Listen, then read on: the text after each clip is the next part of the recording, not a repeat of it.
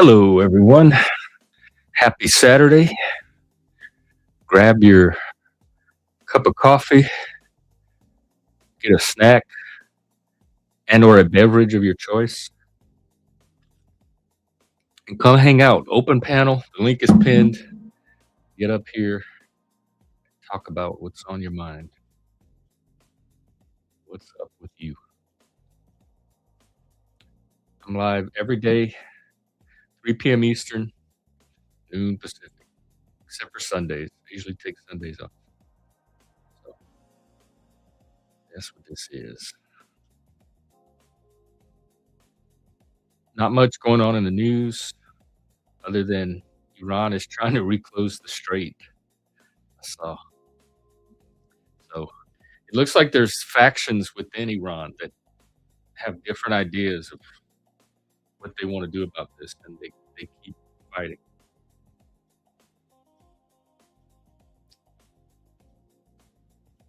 And Trump and the Pope are still exchanging social media words on the internet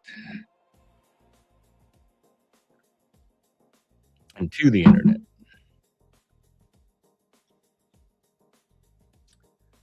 But that's really about it.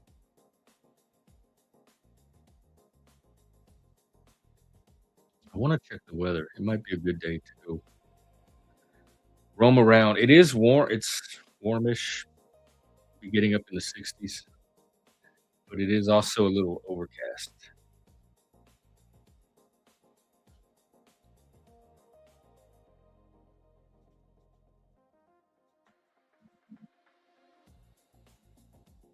I do need to go back to that creek and get some better footage. Plus, I liked it. It was a cool little oasis in the middle of the city.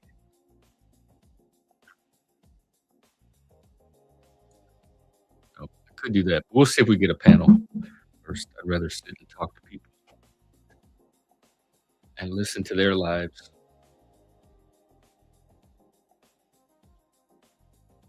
All right, let me get a prompt from Charlie. I get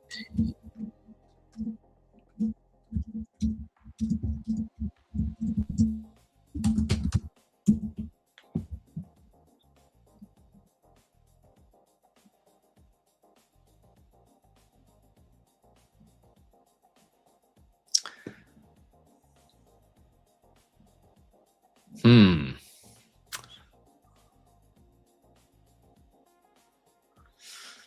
Charlie's getting deep.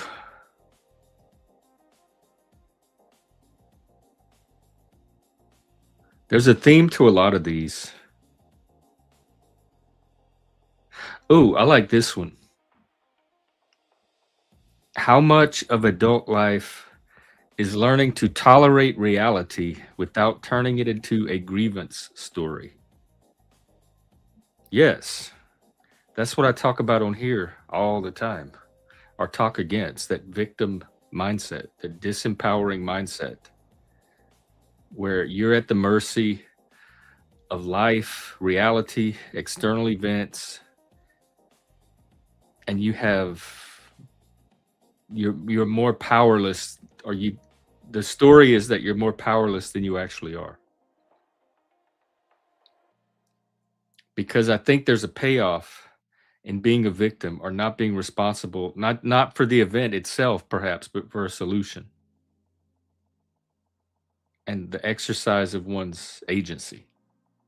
So when I'm in those situations, the first thing I do is like, okay, what part of this do I have any kind of influence or control over?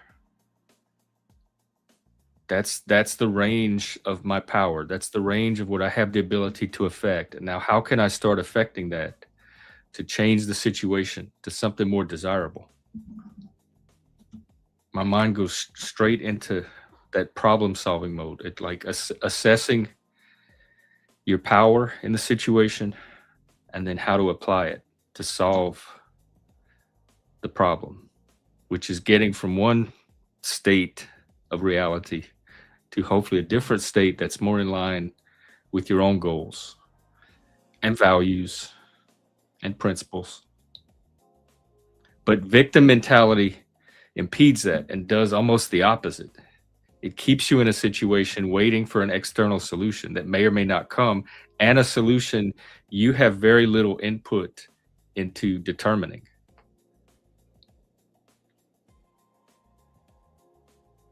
So the psychology of it still fascinates me, though. I'm still trying to figure out why people do prefer it over a more empowering mindset.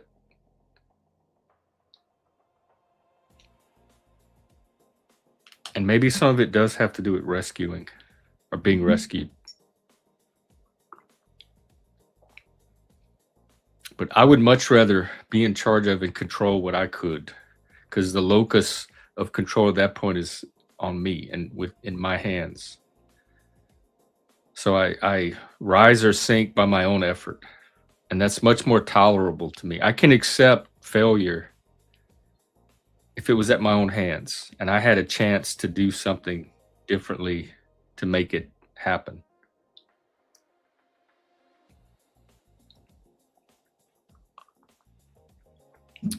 So I guess those are my thoughts on that one.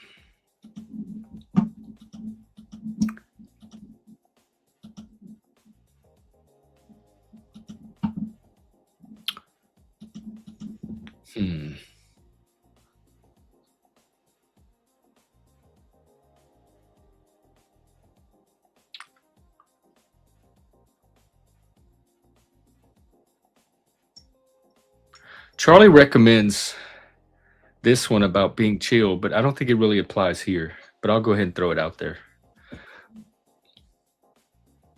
What do people call being chill when what they really mean is shut up and go along? That's more of a vibe thing. You know, I basically believe people are either vibe based or more logic based or reason based. And this to me is for people that are more vibe based. They can sense A, what chill is, B, what level of chill to stay at, like when they're crossing that line, the chill speed limit. And they're able to keep it in a certain range to like not draw attention to themselves, and therefore they just get to flow along with the group. But it also depends on what you're in the group to begin with for. If it's just for a sense of belonging, that might be an effective approach. But I'm never in a group just to feel like I belong. I can get that almost anywhere. I'm in there to collaborate, to take action, to do active things together, to create, to build, to grow. So I think it's harder for someone with those goals to go in and just be chill and keep themselves in the chill range. But then you risk the consequences of, like, when you're the only one pushing to make something happen, you're creating friction for everybody else. And so that may not be the path to your goal either. Especially it involves the cooperation of the rest of the group. But it also doesn't drive anything forward. Just being chill and figuring out where you need to position yourself and just kind of staying in that zone doesn't cause anything to move forward, because you're not leading or directing anything.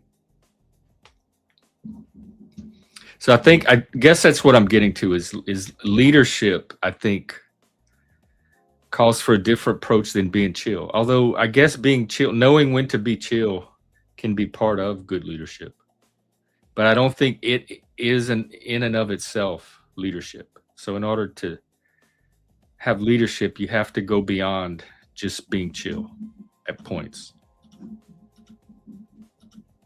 All right. Thank you, Charlie. I'm kind of getting a lot out of these.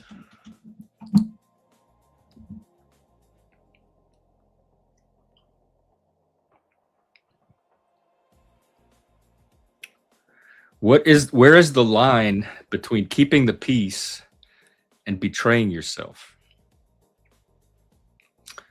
I don't know if I struggle with this one, because I don't really feel like myself and keeping the peace are that at odds where there's some kind of line it would cross where it would be betrayal. And I don't really have that much of a problem keeping the peace. It really just involves knowing when to draw boundaries or lines, walls, fortresses sometimes, moats, alligator field, flaming moats, and keeping them in place. But I don't feel like I'm betraying myself by doing that because that is one of my values, and it's necessary to establish communities. Almost any type of community is going to have some form of gate that's going to be kept, however porous it is or not. So if you just have an truly open community, and we do see some of these here on YouTube where just anything and anybody can show up, it's probably going to devolve into anarchy pretty quickly. You're not going to be able to do anything constructive with it. So if you want a functioning community that you can actually do something with, there's going to be some kind of boundary or filter drawn around it to keep anything that would work against that out and to bring in things that would enhance that in. And here, my lines just happen to be drawn very broad. They're very loose. They're behavior-based. They're not thought-based, opinion-based, belief-based. So you can think what you want, believe what you want, have whatever opinions you want, take whatever positions you want, tell yourself whatever stories you want. That's not a reason to filter you out of a community. If you direct threats, personal attacks, doxing, going offline, going after people's families, children, that kind of extreme behavior, that's behavior-based, is enough to have you have a boundary drawn against that, to keep that out of here. So when I'm drawing those lines against very reasonable expectations, behavioral expectations, I don't feel like I'm betraying anything. In fact, I feel like I'm being even more true to myself because I'm being true to the kind of community I'm trying to build. So I'm trying to think of situations where this question might apply, like in other people's lives.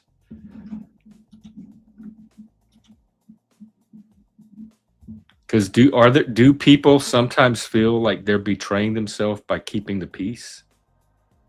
What does that mean? Like not speaking up or not saying anything, or maybe being chill and going with the flow instead of leading, or at least speak. My assumption as an American, and possibly as a Southerner or South Louisianian, is that everybody has a voice. They know they have a voice and they can use it at any time. And so if I assume people are going to speak up if they have something to say, because I do all the time. And I think everybody else is. And if they're not, I'm assuming they have nothing to say. But a lot of people have things to say, but they won't use their voice to say it. So to me, the more people that can just get comfortable using their voice at all, the better all of society's going to be. We'll have a better idea what the people around us think, how to make policy, how to all coexist together in society. Plus, the more you know someone and the more you know the people around them, the more you're able to understand them and collaborate with them instead of just seeing them as strangers or having negative assumptions about them.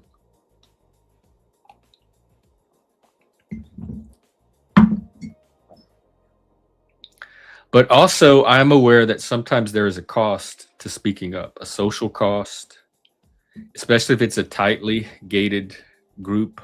Sometimes the risk of getting ejected or ostracized is greater in those groups. Sometimes speaking up is seen as a challenge to authority. I don't see the way because I don't think any one person is the authority on truth. Plus, usually when someone speaks up here, they're challenging the claim itself, not necessarily the person. And I think all claims are up for challenge. Like they're all fair targets for challenge. Some of them are more reasonable targets than others. But I don't think anybody should be prevented from challenging any claim.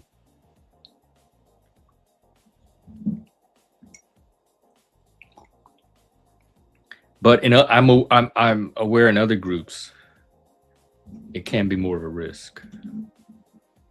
Well, hello, sweet soda. Oh, thank you. I could use a view. Every view helps. I think. I don't really pay attention to that anymore because they changed the algorithm so much that I don't think if likes or subscribes are even going to affect it. They're using a different. It's called an interest-based algorithm to feed content to viewers now. So people that show interest in the channel by interacting with it, watching it regularly, commenting maybe, are the ones YouTube's going to assume want to know about the channel. Otherwise, it's going to assume you don't want to be bothered and it's going to keep it from your attention because it thinks it's helping you. At least that's what I could find out about it so far.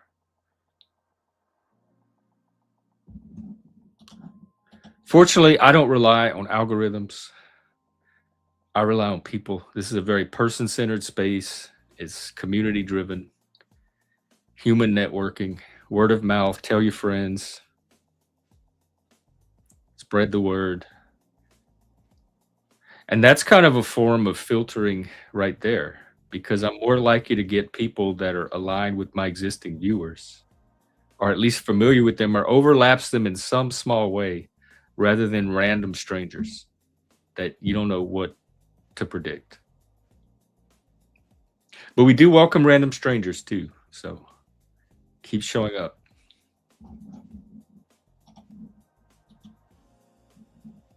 All right, I'll do a couple of more prompts and then if nobody shows up, I'll call it.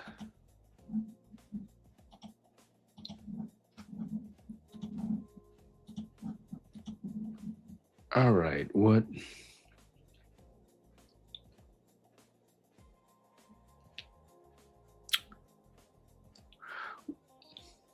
what kind of person does our culture quietly punish the most?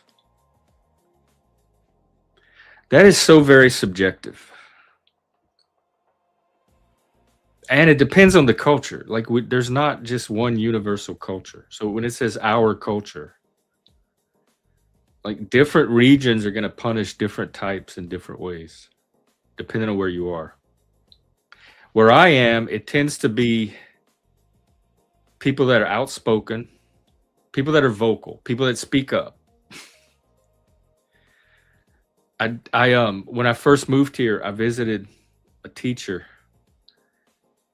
that lived, she was in Oregon and she had relatives in the Seattle area. So she was always up in Seattle. And I visited her and she was asking me how I liked the Pacific Northwest. And I said, I love it so far. Of course, I was only here a couple of weeks. I said, I love it so far. It's gorgeous. There's a lot to do. And I said, but the people, I said, but I worry about myself socially. I said, there's something about the people. And so even then I had picked up on something. And she said, yes, because you're a very vocal person and Seattle is not a vocal town. And that stuck with me the entire time I was with Seattle because I came to understand what she was talking about. So here it's people that are vocal, people that are going to speak up, rock the boat, harsh the vibe, challenge the status quo, which the fact that there is a status quo, like the hierarchy is very, different here than the hierarchies I'm used to. And so I think that a culture is going to whatever their culture is organized around, and there's usually some hierarchy in there. Whatever's a threat to that is going to get quietly punished the most, sometimes not even so quietly. But up here, they have the Seattle Freeze, and my town has a soft version of it where they just stop talking to you. They don't respond. They don't invite you to things. They just quietly freeze you out of the group. And then you wander off and you find some other group. They're very standoffish to newcomers, outsiders. So I would say those are all ways of and indicators of what a culture will quietly punish. So just look at any culture and see what's on the edges of it. When I was growing up, it was the nerds. Anything nerd related. Like, I always had a book with me. I played Dungeons and Dragons. I did well in school. My teachers hated me. I would challenge and question everything they told me that didn't make sense. I was definitely the person pushed to the side. I was definitely the outsider in that culture. It was more working class. It was more rural. Community values, sports, rodeo, agriculture, the trades were highly, highly valued. And nerds like me, book nerds, they had no use for it whatsoever. There's nothing we could offer. Later on, I ended up making friends and connections, mostly through music, because we all shared the common music of our time. The 80s, and then later alternative rock started to become popular. So you met a lot of people through sharing the shared love of the music. That really broke a lot of barriers, a lot of walls down. Hey, Spike, what's up? Are you working today? And how's that going?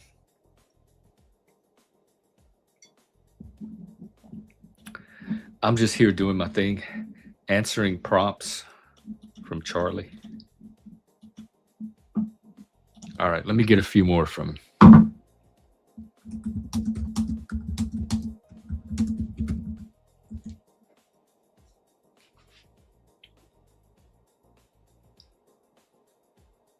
I don't know what this one means, but the first one is, what makes someone unable to disagree like an adult? Who determines how adults disagree? Who's the authority for the standard on that? Or do we have the adult disagreement police now? I assume if two people are disagreeing and they are of age, they are adults disagreeing, and it's going to look different for every combination of adults out there. So something about this question bothers me from the start. It assumes a standard in there that I'm not sure who or how it's being enforced. Oh, so that means you're off today? Are you doing a stream? It's been a while since we had a Spike radio.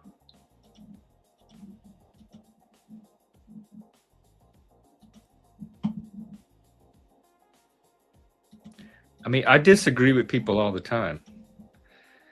And it's part of what I do here. And I welcome others returning the favor. You're welcome to disagree with me. And I do it in all kind of ways. It's different for each person. And I'm sure there's plenty of people that are going to have opinions of how adult it may or may not have been. But I don't know if any of that would change the way I disagree. So what is the question again, very carefully? What makes someone unable to disagree like an adult? This seems like almost the brain teaser for today. From the founding of America You counted. Is this Smith? Marty McFlizzle. Who is this? Is this one of the random strangers? Let's see.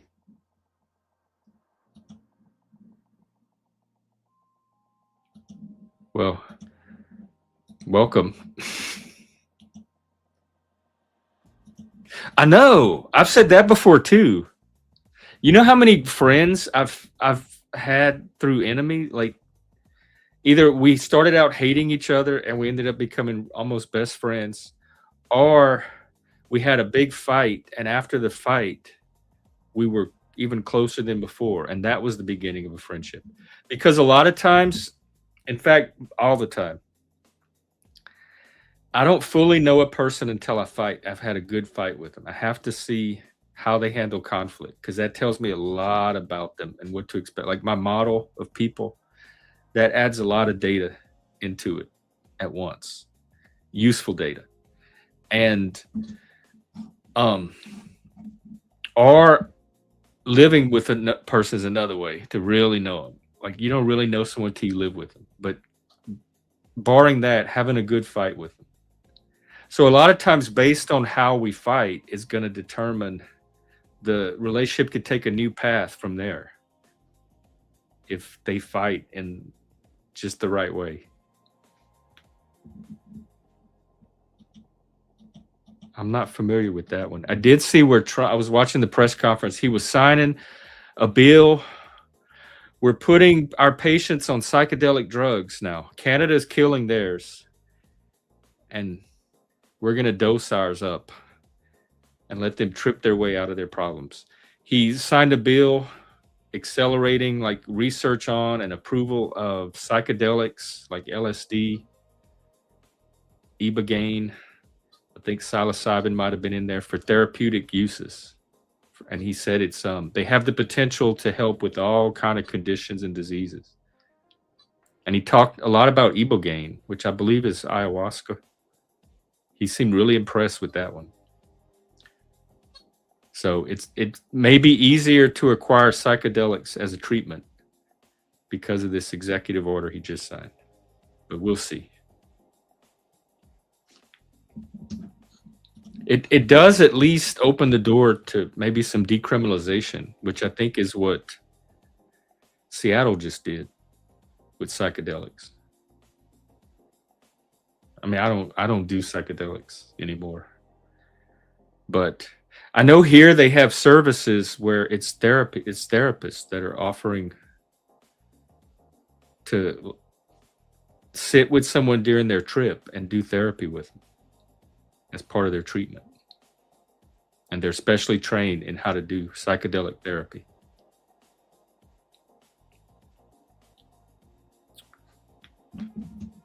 Marty, if I didn't think you were a different person, I would say you're Smith. A long-time regular here. We haven't seen it in a while. So this disagree as an adult thing, I guess, is the brain teaser for today, because it is certainly teasing my brain. Because of the like who a better question, a question to me that would make more sense is what makes someone unable to disagree? And looking at the mechanics of agreement, disagreement, conflict seems way more useful than adding like an adult onto it, because now you're referencing it against a certain standard that you've introduced, and that throws the whole question off for me. Because I can probably tell you why two people are disagreeing if I talk with them long enough. I could not tell you if they were doing it like an adult or not. I would not know what standard to use. We talked about that like a few weeks ago, what makes an adult, and how with neurodivergence, adulthood could look very different from neurotypical adulthood. A lot of us come off very childlike or childish. We get infantilized. People treat us like children. They talk to us like we're children. I'm 55 years old and I'm quite intelligent. So I always get surprised. I always get taken off when people talk like put me in the child category. But I let him do it because it gives me information about him. So I kind of once I know what box somebody has me in, I just start to watch and I let them do their thing, and I collect data, I learn, and then I can use that in future interactions to make decisions and choices about how to interact with them and how to continue the relationship. But yeah, a lot of people on the spectrum, a lot of you weirdos, people that didn't have like a linear track of development. I think a lot of time our adulthood gets underestimated, especially when like if we're disagreeing and it's two spurging out together, it's not going to look adult at all. You have to have some other way to evaluate the adultness of it.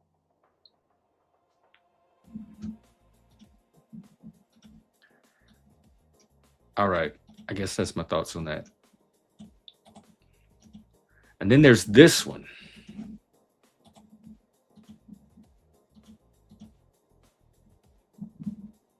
When does respect really mean disobedience? Does respecting someone mean do what they say or listen to what they say or take what they say as truth? Is that what they mean when they say, I don't feel respected or you don't respect me? Or is it something else? Because I think there are cases where it could be used in this way, but it's not how I use it. Respect for me is a very, very specific emotion. I know it when I feel it. I feel it very rarely. It's a form of deep admiration, appreciation, and the people that evoke it in me are usually very rare and special people, or we have some kind of history together that over time has built up that respect. They earned that, was definitely earned. It's earned through actions, character, behavior, who you are ultimately as a person, how you live your life, what you are capable of achieving and have achieved. All those things can earn respect. Mostly it's the positions people take in the fate. Like when people get pressure tested or stress tested, a lot of times it's how they operate in extreme situations where they're not their ordinary self. Life is really testing them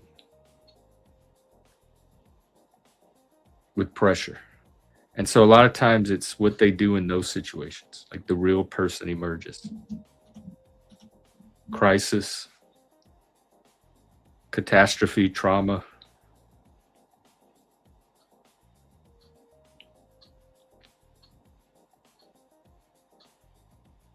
Maybe that goes back to needing, like, having a good fight with somebody, revealing more about them.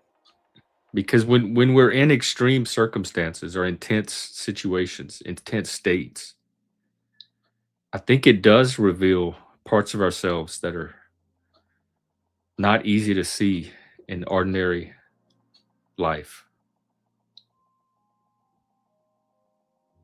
So maybe it's those parts that I look at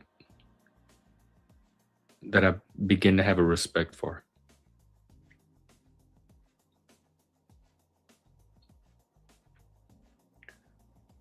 But and I complain about respect all the time.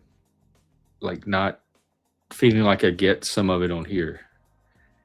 But I definitely don't mean it in the way of do what I say or believe what I believe. I don't mean it in an authoritarian way when I use it. I mean follow the bare minimum guidelines that I ask people to follow here, which is don't be a savage animal toward your fellow community members.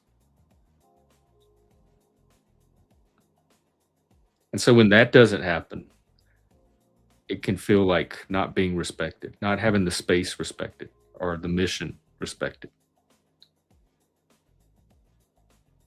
So I guess in that case, it really does mean obedience. It means respect what respect what I'm trying to do here, what the place is here for, and what people can get out of it. Respect it for them, and as a result of that respect, behave in in a particular way, or at least refrain from behaving in very specific particular ways.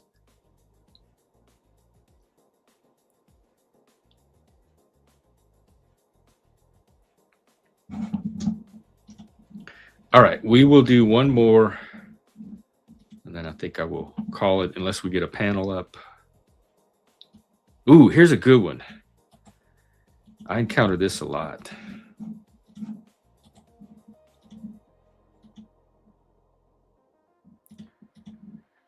Why do so many people want honesty right up until it hurts? This is where speech becomes violence or danger. And this applies to a lot of autistic people too, because I don't know when people, I don't know till after it's already happened that they didn't want the honesty, because I always want the honesty.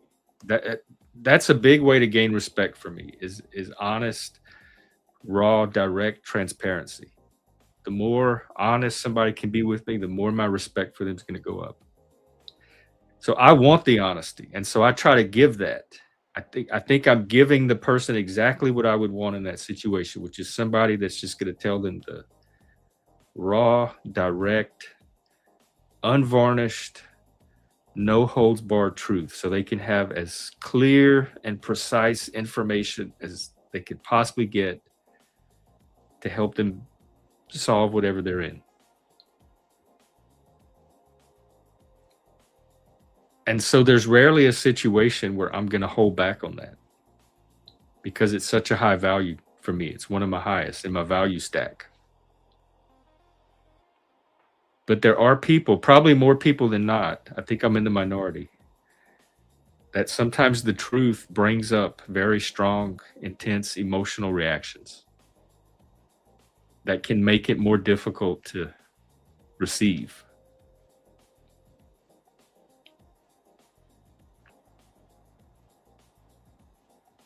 And so, yeah, I don't think people want honesty that's going to disrupt their story, their narrative, the stories they have going on in their head that keeps them together. I think the more that honesty threatens to disrupt that, the more resistance it's going to encounter.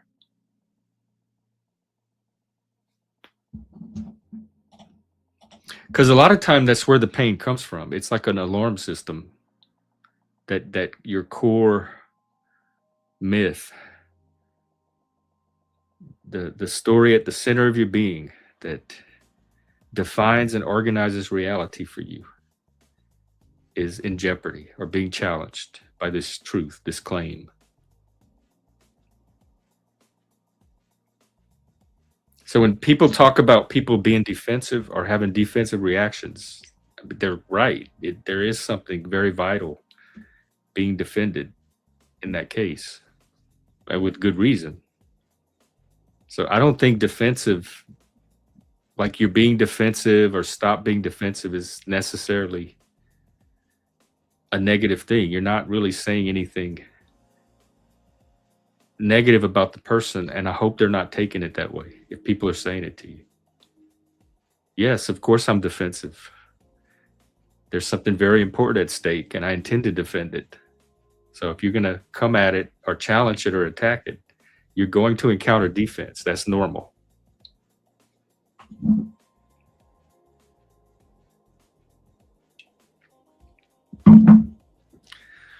All right, last call for panel. Otherwise, I'm calling it. I may be out tonight, this evening. We'll see if we can get an evening panel going. But I feel like I spent a good little amount of quality time this morning.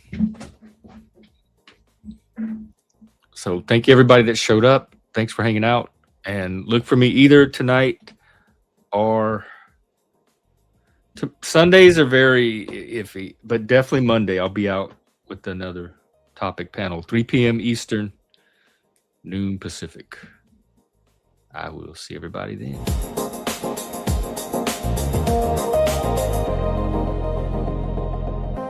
Take care. Have a good Saturday.